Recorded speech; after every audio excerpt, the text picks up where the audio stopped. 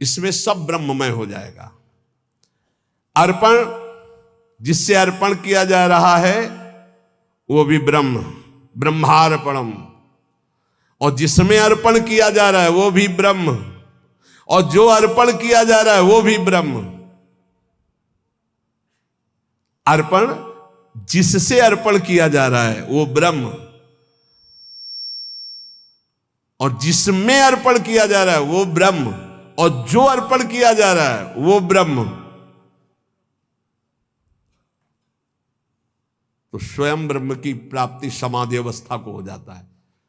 ये ज्ञान अपने को तो नहीं है, पर इतना जरूर है कि हम में जो सामर्थ्य है वो भगवान की दी हुई। बिल्कुल सरल भाषा में आपको बता रहे, हमारे पास जो भी वस्तु है भगवान की दी हुई।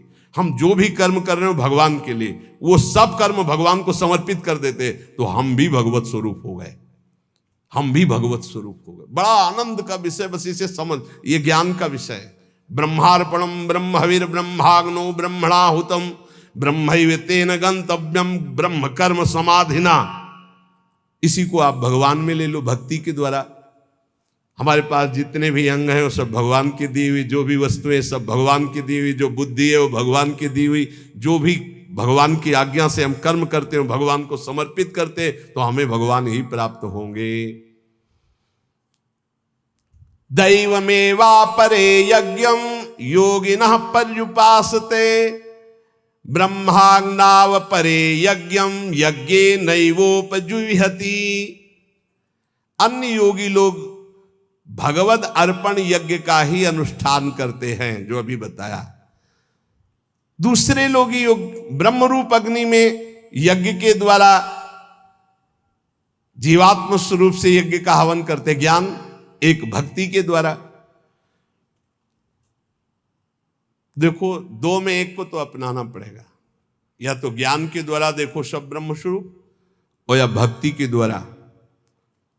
तीसरा कोई उपाय नहीं इसमें, नहीं, ये कर्म बंधन भोगना पड़ेगा, इसलिए हम बार बार कह रहे हैं। अच्छा, जैसे आगे चलकर फिर अर्पण करना नहीं होता। अर्पण करना तब तक होता है जब तक अपना कुछ बकाया रह जाता है, फिर इसके बाद अर्पण कुछ बचा ही नहीं। ये अर्पित, हृदय अर्पित, तो अब ये थोड़ी ही कि राधा वल्लभ अर्पणम मस्तु, कुछ रह नहीं गया अर्पण करने के लिए, तो करे क्या? समझ पा रहे हो? अभी आपके पास है इसलिए अर्पण करो, उसमें ज्ञान मत लगाओ। हमारी बात समझना। और जिनको हमारी ये बात समझ में आ रही है तो अब अर्पण करने की कोई बची ही नहीं बात। क्या? जैसे हमारा तन अर्पित है, हमारा मन अर्पित है, हमारा जीवन अर्पित है। अब इनके द्वारा जो अर्पित वो उन्हीं का, घर जाए नौकर की कोई पेमेंट नहीं होती। समझ रहे हो? ये आत्मसमर्पण जिनका हृदय से हो गया उनको कर्म समर्पण करने नहीं पड़ते कि श्री कृष्णार्पणम मस्तु, राधा वल्लभ अर्पणम मस्तु। यहां हो गया है सब अर्पण मस्तु। यहां सब अपने आप सरकारी है। घर जाए नौकर की पेमेंट नहीं होती, चाहे वो बैठा रहे, चाहे फावड़ा चलावे, चाहे कुछ करे, उसका सब कुछ है। वो केवल कहने मात्र को सेवक है, वो स्वामी पर भी अधिकार रखता है। जो पेमेंट लेता है उसकी हर मिनट की पेमेंट है। तो जिसका अपना कुछ है, पति पुत्र परिवार शरीर अपना है, बच जाओगे यदि कर्म अर्पण करने वाली बात समझ में आ गई। नहीं, अवश्य में भोक्तव्यम कृतम कर्म शुभाशुभम। दोनों प्रकार के साधक बैठे हैं, एक अहम ग्रह और एक समर्पित। समर्पित साधक को अगर ये समझ में आ गया है कि अब मेरा कुछ है ही नहीं, तो आपको समर्पण की 84 जी का पाठ किया, राधा वल्लभ अर्पणम मस्तु। अब यहां कुछ अर्पणम मस्तु के लिए है ही नहीं। 84 जी गवाओ, चाहे हल्ला मचवाओ, जितना बोलेंगे वो सब आपकी बात बोलेंगे। हम हंसेंगे तो हमारा भजन होगा, हम चलेंगे तो हमारी परिक्रमा होगी, बात करेंगे तो आपके स्तोत्र होंगे, क्योंकि आपके सिवा हमारा कोई है नहीं। जिनकी ऐसी भावना आ चुकी उनको अर्पण करने की जरूरत नहीं है। समझ रहे हो? और जिनको ये है, हे परमात्मा, हे भगवान, तो फिर अर्पण कर देना, क्योंकि अभी दूरी है। वही अर्पण कर दें अपने आप को हमारे ऊपर, बस ये बात रह गई है। समझ पाए हो? अब हमारा तो हो चुका, जो कुछ होना है उनकी तरफ से अर्पण करना रह गया है। समझ में आ रही? हम जितने हैं जैसे हैं, बोले अधूरा अर्पण है, तो कह तो रहे हैं हम जितने हैं जैसे हैं, हो चुका हमारी तरफ से, अब अपनी तरफ से कर लियो। अधूरे समझ में आ रहे ना, तो पूरे कर लियो। बोले कुछ अर्पण है कुछ नहीं अर्पण है, तो सब अर्पण कर लो। अब हमारी तरफ से ऐसे हो चुका है, कोई परवाह नहीं। अगर ऐसा है तो बोलने की जरूरत नहीं, राधा वल्लभ अर्पणम मस्तु, ये बोलने की जरूरत नहीं। और अगर ये है कि अभी हमारा कुछ है, तो पक्का बच जाओगे। हर कर्म प्रभु को अर्पित कर दो। इसमें कह रहे दैव मयिवा परे यज्ञम योगिनः पर्युपासते ब्रह्माग्नाव परे यज्ञम यज्ञे नैवोपजुह्यति। एक है कि वो सब कर्म भगवान को समर्पित करते हैं, भगवान की सामर्थ्य से, भगवान के द्वारा दी वस्तुओं से भगवत कर्म हो रहे, भगवान को अर्पित। एक है ब्रह्माग्नाव परे यज्ञम यज्ञे नैवोपजुह्यति, ज्ञान के द्वारा। अब अपने अर्पणम मस्तु एक बार हो गई, अब बार बार नहीं होगी। गुरुदेव ने संकल्प करवा के तनुवांग मनोभिरमलय सोहम तवई आश। अब जैसे कोई आपसे कहे कि अधूरा अर्पण है इसीलिए अनुभव में नहीं आ रहा है, तो आपसे हम सलाह ले रहे हैं क्या? और अगर गुरु जी कह दे और श्री जी कह दे, तो अब उनसे भी कहना है कि जानते हो ना अधूरा है, आप भी जानते हो ना अधूरा है, तो पूरा कर लो। हमारा जितना होना था हो गया, आप कर, हमारी तरफ से अब काम खत्म। देख लो अंदर से, बिल्कुल हम वो बात कहते हैं जो मुक्त होना है, श्री जी से मिल जाना है।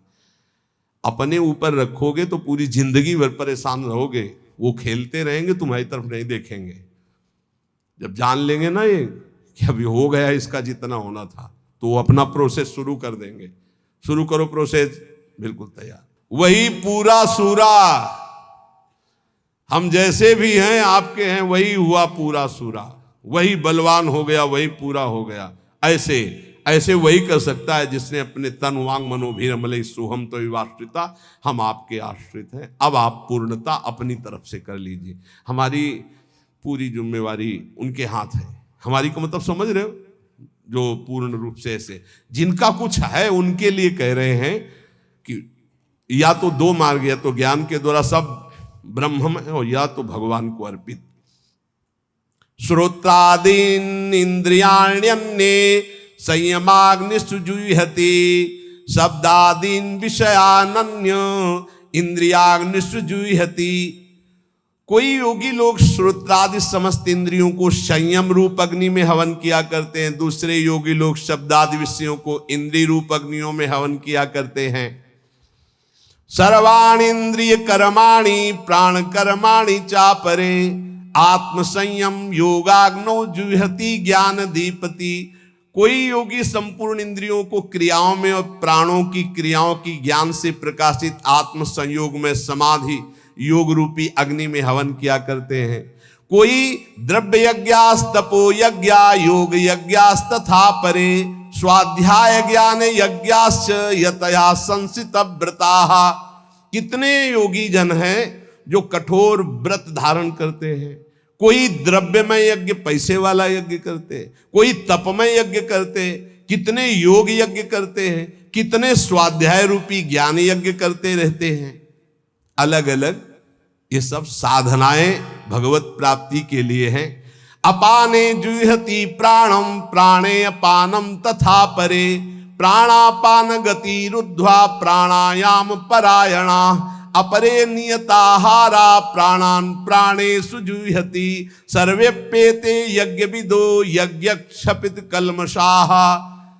कुछ ऐसे योगी जन हैं जो प्राणायाम के परायण हुए, अपने अपान में प्राण का पूरक करके, प्राण और अपान की गति का रोक करके, कुंभक करके, फिर प्राण में अपान का हवन रेचक करके, अर्थात पूरक कुंभक रेचक, रेचक कुंभक पूरक, ऐसे प्राणायाम करते हैं। कितने सूक्ष्म आहार करके, जल लेकर के, कोई दूध लेकर, कोई ऐसे प्राणों का प्राणों में हवन करते रहते। ये सभी साधनाएं हैं, यज्ञों के द्वारा ये पापों का नाश करने वाले हैं।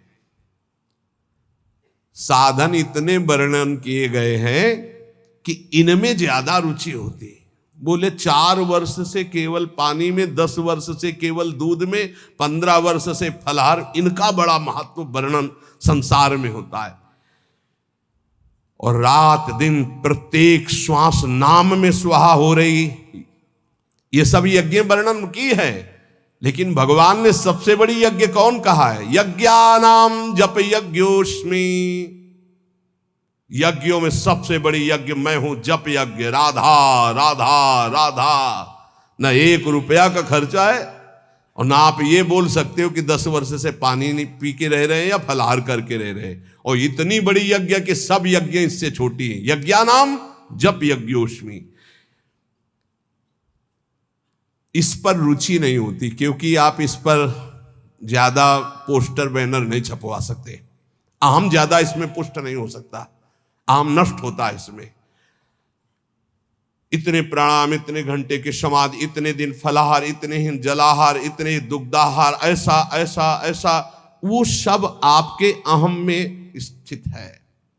इसी अहम का ब्रह्म में लीन हो जाना सबसे बड़ी यज्ञ है, और वो होता है भजन के द्वारा। इसलिए सब बातें सुनना है। हमारी सबसे बड़ी यज्ञ है हर श्वास नाम में आहुति देना। राधा राधा राधा। संतों की वाणी पर दृढ़ विश्वास कर लो, भगवान अपनी बात झूठी कर सकते, संतों की नहीं। जब भीष्म जी ने भगवान को देखा, दासी रूप से द्रौपदी को लेकर हमारे पास आए और हमें छल से आशीर्वाद दिलवा दिया, सौभाग्यवती भव। तब कहा ठीक है, मुझे पता चल गया है कि मेरे प्रण का तो खंडन होगा ही, क्योंकि आप हो। आपने जब मैंने प्रण लिया 5 पांडवों को जीवित रहा तो मारूंगा, तो आपने सौभाग्यवती का आशीर्वाद दिलवा दिया। तो आज मैं गंगा पुत्र भीष्म आपके बल से प्रण लेता हूं कि आपने जो प्रण किया था कि महाभारत युद्ध में अस्त्र नहीं कहूंगा, तो मैं गंगा का पुत्र भीष्म नहीं कहलाऊंगा यदि कल तो आपसे अस्त्र ग्रहण न करवा दूं। भगवान ने कहा आपके लिए पर अपना प्रण तोड़ना है, मेरे लिए कोई खास बात नहीं। अपनो प्रण विसार, भगत को पूर्व प्रण निभाओ। ये महान रसिक महापुरुष कह रहे हैं, सकृदपि यदि दृष्टा हंत वृंदाटवी तुम सकृदपि यदि राधा कृष्ण नामाभ्यधाई। वृंदावन में आकर के यदि जय जय श्री राधे बोले या राधा कृष्ण नाम उच्चारण किया, सकृदपि यदि भक्त्या सन्नतस्त्वत् प्रपन्नो, भक्ति भाव से भरकर वृंदावन में एक बार प्रणाम कर लिया, एक बार लौट गए, तो ध्रुव महा, ध्रुव माने सत्य, आहा परम सत्य बात है, माम नो उपेक्षतासी। हे वृंदावन, आप कभी उसकी उपेक्षा नहीं करेंगे, अर्थात उसको निश्चित आप अपने में बुला लेंगे। एक बार वृंदावन आ गया, एक बार यहां आकर जय जय श्री राधे बोला। यार बोल देते हैं एक बार, जय जय श्री राधे श्याम। बोले सकृदपि यदि राधा कृष्ण नामाभ्यधाई, एक बार प्रिया प्रीतम की जय जय बोल दिया, एक बार वृंदावन आ गया, एक बार प्रणाम करके वृंदावन भूमि में लौट गया, तो ध्रुव महा परम सत्य, वो नरक नहीं जाएगा, उसको भगवत प्राप्ति होगी। आप सोच सकते हैं भगवत प्राप्ति कैसे हो सकती है? पूरा रजिस्टर पाप लिखा हुआ है। एक बार वृंदावन आया, एक बार प्रणाम किया, एक बार राधा बोला, एक बार बिहारी जी के दर्शन किया, इसका क्या फल होगा?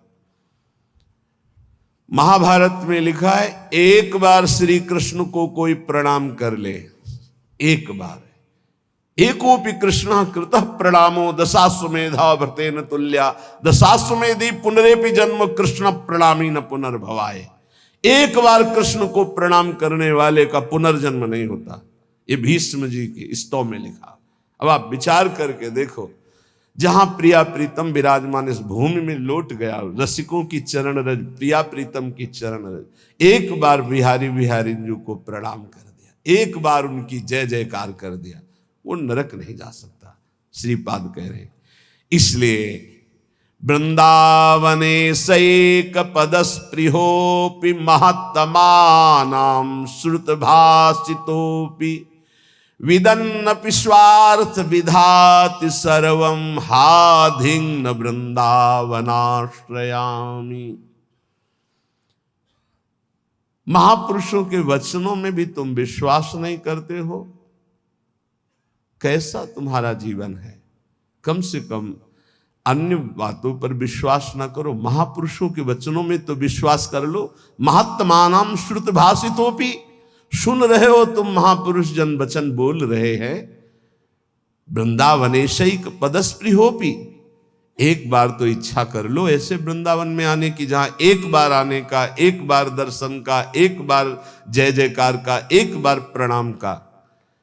ये भगवत प्राप्ति तुम बहुत दुर्लभ समझते हो।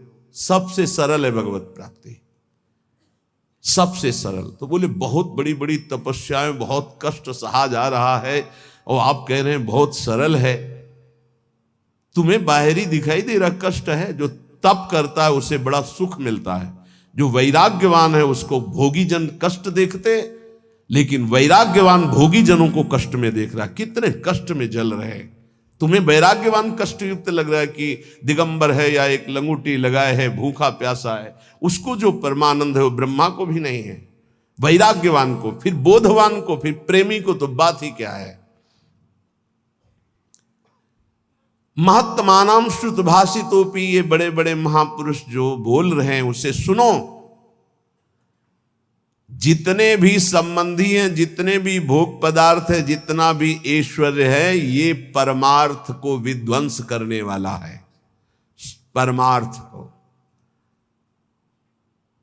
विदन्नपि स्वार्थ विधाति सर्वम हाधिं, धिक्कार है यदि आप अपने परमार्थ के नाश करने वाली क्रिया करते हो, परमार्थ के नाश करने वाली बातें देखते हो, सुनते हो, बोलते हो। तुम महापुरुषों की बातें सुनकर भी उनके आज्ञा में क्यों नहीं चलते हो? क्या आज्ञा? वृंदावने शैक पदस्पृहोपि, एक बार कदम बढ़ाओ ना सीधा वृंदावन की तरफ, और एक बार वृंदावन में आ जाओगे तो तुम्हारे जीवन का परिवर्तन हो जाएगा। पर धिक्कार है, ये सब बातें सुनकर भी भगवत प्राप्ति की इच्छा नहीं जागृत होती।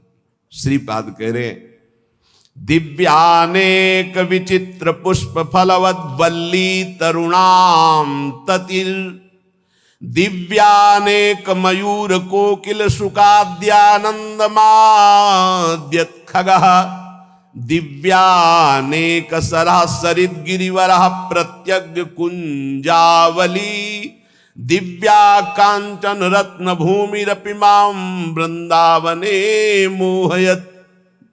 मुझे मोहित कर रहा है वृंदावन, मोहयत माम वृंदावने मोहयत। देखो देखो मुझे वृंदावन मोहित कर रहा है। कैसा दिव्य वृंदावन प्रकाशित हुआ। दिव्यानेक विचित्र पुष्प फलवद वल्ली तरुणाम तति, कितने सुंदर सुंदर वृक्षों में कैसी लताएं लिपटी हुई, सुंदर रंग बिरंगे फूल और इतने सुगंधित, दिव्य दिव्य अनेक विचित्र लताएं, वृक्षों का आलिंगन किए हुए दिव्य दिव्य पुष्पों के गुच्छे। भावना करो, ऐसी सौरभ भंवरे मतवाले होकर के गुंजार कर रहे, रसीले फल लगे हुए हैं, और दिव्य दिव्य अनेक मोरों के झुंड उन वृक्षों के नीचे नृत्य कर रहे हैं, और शाखाओं पे बैठी हुई कोकिला गान कर रही हैं। शुक शाका जो सुक आदि हैं पक्षी, वो ऐसे आनंद उन्मत्त होकर के गान कर रहे हैं मानो राग रागिनियां मूर्तिमान बैठी हो। शुक शारिका, दिव्य अनेक अनेक हंस कलरव कर रहे, दिव्य सरोवर, दिव्य नदियां, दिव्य पर्वत, कैसी नवीन नवीन कुंजे, और स्वर्णिम कांतिमयी रत्न जटित वृंदावन की भूमि, इसने मुझे मोहित कर लिया। भूमिरपि माम वृंदावने मोहयत, भुवः स्वच्छाश्चिंता मणिभिरति चित्रैर्विरचिता, चिदानंदाभासः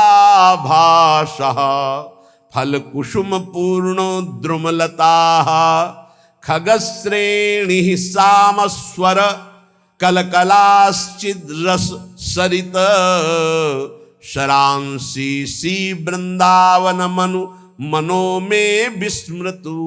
अहो मेरा मन विस्मृत अवस्था को, देहातीत अवस्था को प्राप्त हो रहा है। कैसी सुंदर स्वच्छ भूमि वृंदावन की, दिव्य वृंदावन की, करोड़ करोड़ चिंतामणियों से जटित ये भूमि, कैसा सुंदर रासमंडल, कैसी चिन्मय लताएं, कैसा चिन्मय फल, कैसे चिन्मय पुष्प। और यहां के पक्षी जब गान करते हैं तो शाम वेद की ध्वनि प्रकट होती है। आहा, खगश्रेणी सामस्वर कलकलाश्चिद रस सरिते। अर्थात जो वृंदावन के पक्षियों की चहचहाट कलरव है, इनको जो श्रवण करता है तो चारों वेदों के पाठ का उसे फल मिल जाता है। धाम है, बड़ा दिव्य है। राधा यशो मुखर मत खगावली के यहां के पक्षी श्री जी का जस गान कर रहे हैं। और यहां के जो सरोवर हैं उनका जो जल है, भूमि में ऐसा कोई तीर्थ नहीं है जो वृंदावन ब्रज धाम के सरोवरों की जल की समानता कर सके। क्योंकि जितने तीर्थ हैं, तीर्थ पाद श्री हरि के चरणों से हैं। और यहां तीर्थ पाद हरि जिन चरणों में नमन करते, प्रिया चरण रज जान के लुठत रसिक सिर मोर, वो लाडली जू का ये क्रीड़ा स्थल है वृंदावन, ये ब्रज भूमि। इसलिए श्रीपाद कितनी महिमा की बात कहे। वृंदारण्ये वरम श्याम क्रमिरपि परतो नो चिदानंद देहो। मुझे वृंदावन में नाली का कीड़ा बना दिया जाए, मैं याचना करता हूं। और वृंदावन के बाहर मुझे चिदानंद देह प्राप्त नहीं चाहिए। ये जब वृंदावन की दिव्य महिमा को श्रीपाद जाने तो ये बात कही। ये कैसी कोई साधारण बात नहीं है। ये मानव देह में ऋषि स्वरूप से दिव्य वृंदावन का आनंद ले रहे हैं। तो क्या कह रहे हैं? वृंदारण्ये वरम, मैं श्रेष्ठ मानूंगा। श्याम क्रमिरपि, यदि मुझे कीड़ा बना दिया जाए नाली का। परतरो न चिदानंद देहो, अन्यत्र मुझे चिदानंद देहधारी बना दिया जाए तो मुझे नहीं चाहिए। क्या है दिव्य वृंदावन की अनुपम महामाधुरी। श्री भट्ट देवाचार्य जी कह रहे हैं, यदि वृंदावन के बाहर मुझे हरि भी मिले तो मैं आंख उठा के नहीं देखूंगा। विपिन राज सीमा के बाहर हरि हूं को न निहार, रे मन वृंदा विपिन निहार। यद्यपि मिले कोटि चिंतामणि तौ न हाथ पसार। जय श्री भट्ट धूलि धूसर तन, यह आशा उर्धार, रे मन वृंदा विपिन निहार। ए भाई, वृंदावन के बाहर हरि भी हो तो आंख मत लड़ाना, मत आंख उठा के देखना। क्योंकि वृंदावन के बाहर होते हुए चतुर्भुज नारायण रूप हो गए। यही ब्रह्महृद अक्रूर घाट से बाहर होते ही प्रभु का स्वरूप, चतुर्भुज स्वरूप भगवान का अद्भुत वैभव प्रकाशित हो गया। क्योंकि वहीं देखा अक्रूर जी ने कि अनंत शेष सैया पर शयन करने वाले चतुर्भुज नारायण, वही शेष जी बलराम और वही भगवान नारायण हरि रूप। तो हमारे जो द्विज मुरली मनोहर वृंदावन विहारी नवनिवृत्त निकुंज से पधारे वो यही हैं। कभी एक कदम भी बाहर नहीं गए। वृंदावन परित्यज्य पाद में कम न गच्छति, ये एकांतिक रहस्य भगवान का प्रेमी जनों के सिवा और कोई नहीं जानता। भगवत रसिक रसिक की बातें रसिक बिना को समझ सके ना। श्रीपाद कह रहे हैं, जहां श्री भट्ट देवाचार्य जी कह रहे धूल धूसर तन, बस ये सबसे बड़ी उपलब्धि है। वृंदावन की रज शरीर में लगी हो और प्राण छूट रहे हो राधा राधा राधा, तो वो बात बनेगी जो बड़े बड़े योग साधना से नहीं बनती। इसीलिए कह रहे आंख उठा के बाहर मत देखो, धैर्य पूर्वक समय काट लो, इसी रज में प्राण त्याग दो। वृंदारण्ये वरम श्याम, वरम माने श्रेष्ठ होता है। मेरे लिए सबसे श्रेष्ठ बात क्या होगी कि यदि मुझे वृंदावन में कीड़ा बना दिया जाए। क्रमीरपि पर तो न चिदानंद देहा, बाहर मुझे कहीं चिदानंद देह भी मिले तो मुझे नहीं स्वीकार है, वृंदावन में मुझे कीड़ा बनना स्वीकार है। रंको श्याम तुल्य परमहीन परत्राद्भुतानंत भूति, यहां मुझे रंको बहुत गरीब दरिद्र बना के रखा जाए तो मैं रहना पसंद करूंगा, लेकिन वृंदावन के बाहर मुझे अनंत विभूतियों का स्वामी बना दिया जाए तो मैं रहना पसंद नहीं करूंगा। धाम में मैं महान दरिद्र बन करके रहना। रंको श्याम तुल्य परमही न परत्राद्भुतानंत भूति, वृंदावन में नाली का कीड़ा बनकर रहना चाहूंगा, बाहर चिदानंद रूप नहीं धारण करना चाहूंगा। वृंदावन में बहुत दरिद्र गरीब बनकर रहना चाहूंगा, लेकिन बाहर विभूति संपन्न होकर महावैभवशाली नहीं रहना चाह। शून्योपि श्यामि श्री हरि भजन लवेनाति तुच्छार्थ मात्रे, लुब्धो नान्यत्र गोपी जन रमण पदाम भोज दीक्षा सुखेपि। गजब कर दिया। वृंदावन में एक सेकेंड के लिए भी भजन ना हो तो मुझे कोई परवाह नहीं। लव शून्यम, शून्य पिश्यामी हरि भजन लवे नाति, एक क्षण पूरे जीवन भजन न हो तो मुझे कोई परवाह नहीं। काफी अच्छा लग रहा होगा, नहीं लग रहा? यही समस्या है। इन महापुरुषों के हृदय की बात को समझना थोड़ा कठिन है। देखो, जिसको इतना वृंदावन से प्रेम हो, भजन बिना रह कैसे सकता? हमको ही बता दो, कैसे रह सकता है? भजन का मतलब क्या होता है? जिससे अधिक प्यार होता है उसका चिंतन होता है। इनको वृंदावन से प्यार है तो वृंदावन की गोद में प्रिया प्रीतम खेल रहे हैं। ये प्रिया प्रीतम के बिना एक सेकेंड नहीं रह सकते, इनके प्राण निकल जाए, ये जी नहीं सकते। अभी आपने ऊपर सुना कि तुम महापुरुषों की बातों को सुनकर धारण क्यों नहीं करते हो? देखो वृंदावन कैसा चिदानंद रूप प्रकाशित करता है। अभी सुना आपने? ये तो कुंज निकुंजों की शोभा में जो विहरण करने वाले हैं वो प्रभु, क्या वो श्रीपाद को नहीं दिखाई दे रहे? ऐसे महापुरुष जैसे हरिराम व्यास जी करे, काहू के बल भजन को काहू के आचार, व्यास भरोसे कुंवर के सोवत पांव पसार।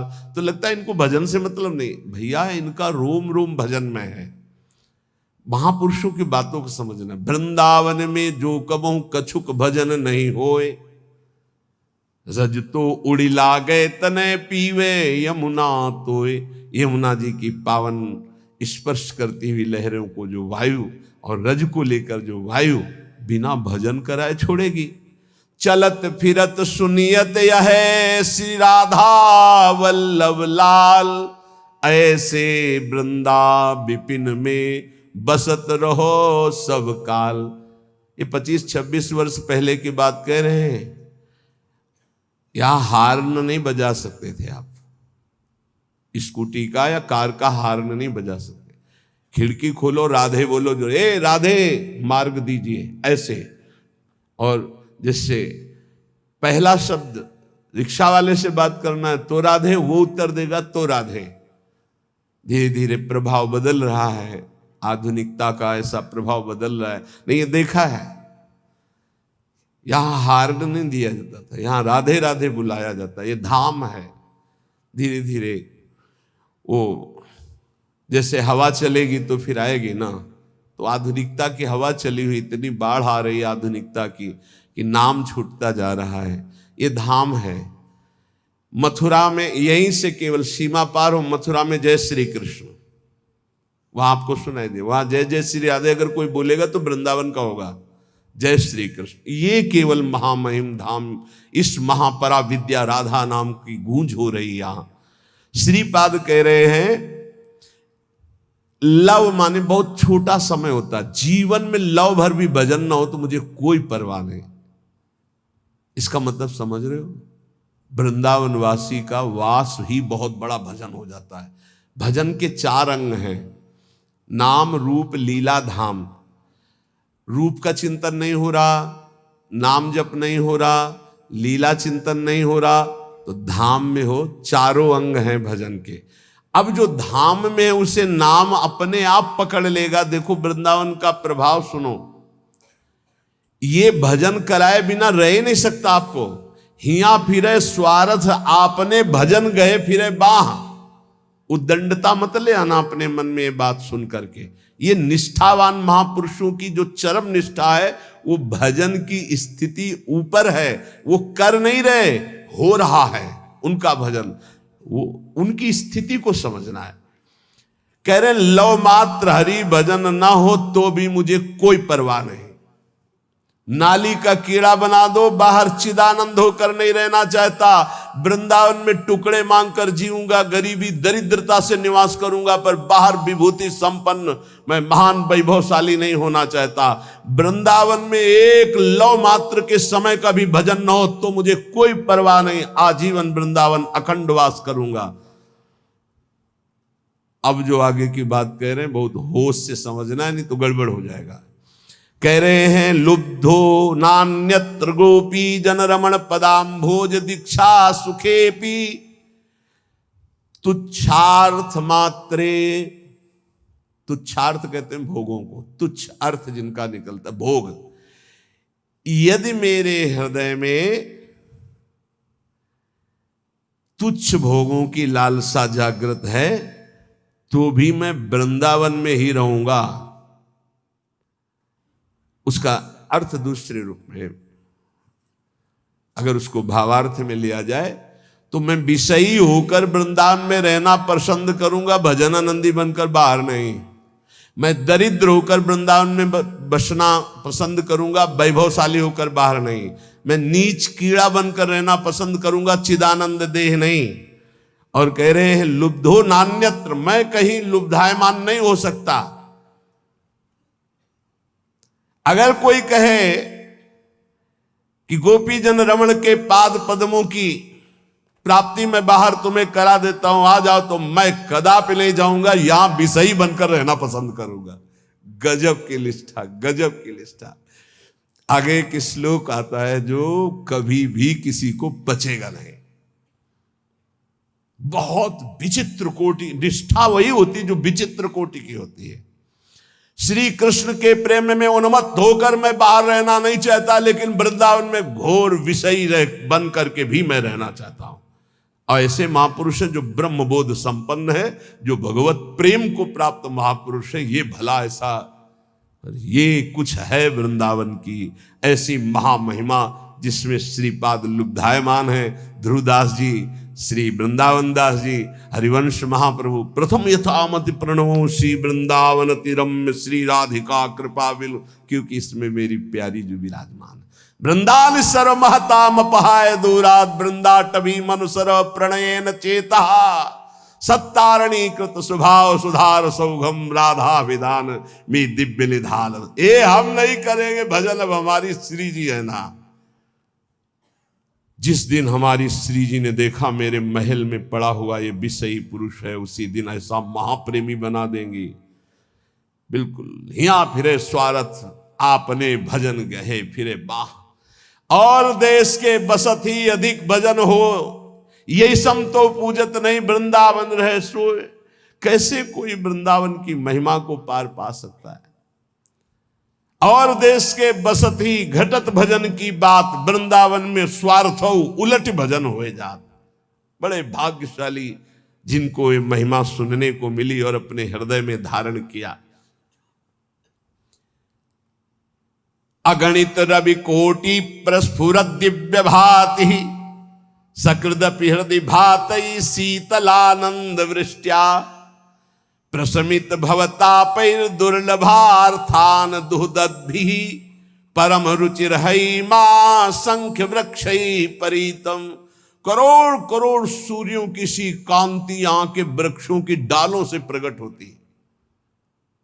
यहां सूर्य चंद्र का प्रवेश नहीं वृंदावन में, दिव्य वृंदावन में। भगवान कहते न तद्भासते सूर्यो न शशांको न पावकः यद गत्वा न निवर्तन्ते तद्धाम परमम मम। ये परम धाम सूर्य चंद्र अग्नि का प्रवेश ही नहीं है। बोले अगणित रवि कोटि, अगणित गिनती नहीं है ऐसे सूर्य और चंद्रमाओं जैसा प्रकाश वृंदावन की वृक्षों की शाखाओं से प्रकट हो रहा है। कैसा रमणीय वृंदावन, जहां हमारे प्रिया प्रीतम गलवैया दिए हुए चल रहे, कोई सखी छत्र लिए, कोई चवर लिए, कोई बाजत मृद मृदंग, नाचत सभय सुधंग, नृत्य करते हुए कोई आगे चल रहे, कोई मृदंग वीणा वेणु ऐसे वाद्य बजा रही, कोई पुष्पांजलि अर्पित करे, कोई जय हो खग मृग पशु पंछियों का कोलाहल और ऐसी सुंदर सुंदर दिव्य लताएं फूली हुई प्रिया प्रीतम के अंग की सौरभ संपूर्ण वृंदावन को सुवासित कर रही। ए चिदानंद सुख। इसीलिए कहते हैं मानव देह से ही ये प्राप्त हो सकता है, और सबको सौभाग्य नहीं मिला। ये पूरे विश्व में कितने प्राणी हैं? अरे भारत में मनुष्य केवल 140 करोड़ बताए गए। कितने बैठे हैं? 200, 500, 1000 इतने हैं। कितने सुनेंगे? इनमें कितने पकड़ेंगे? पकड़ने वालों में कितने चलेंगे? चलने वालों में कितने पहुंचेंगे? को एक पाओ जो कहे हरिवंश रस, बिरलो समझनहार, एक दो ही जो पाइए, खोजी सब संसार। बहुत बढ़िया सौभाग्य है। श्रीधाम वृंदावन में बैठ करके प्रिया प्रीतम के निज महल की महिमा सुन रहे हैं। अब महापुरुषों की वाणी जो सिद्धांत के है उसको अपने आचरण में उतारे। ये 6 बातें जिसमें होती हैं वो सुख के लिए कार्य तो करता है पर विपत्तियों में बार बार डूबता रहता है। महापुरुषों की बातें